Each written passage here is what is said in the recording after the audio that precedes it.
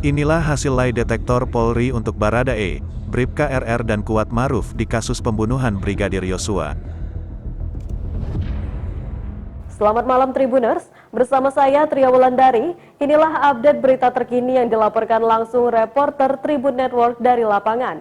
Tim khusus atau Tim Sus Polri mengungkap hasil pemeriksaan dengan alat lie detektor atau pendeteksi kebohongan atas 3 tersangka kasus pembunuhan Brigadir Nofriansyah Yosua Huta Barat alias Brigadir J.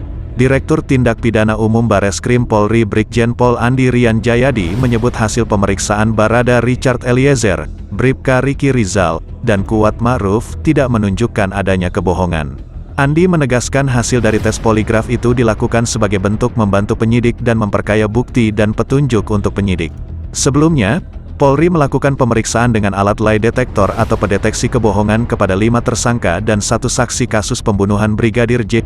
3 tersangka yakni Barada Richard Eliezer alias Barada E, Bribka Riki Rizal dan Kuat Maruf sudah dilakukan pemeriksaan terlebih dahulu.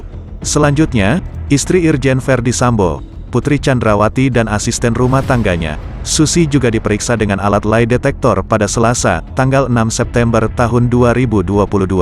Terakhir, pemeriksaan lie detektor itu juga akan dilakukan kepada ex-Kadif Propam Polri Irjen Verdi Sambo pada Kamis, tanggal 8 September tahun 2022, setelah dirinya diperiksa soal obstruction of justice kasus tersebut besok, Rabu, tanggal 7 September tahun 2022. Poligraf atau lie detektor adalah alat pendeteksi kebohongan yang digunakan dalam penyelidikan polisi atau sejenisnya.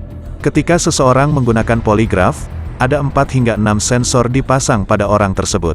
Sinyal dari sensor poligraf direkam pada grafik yang bergerak.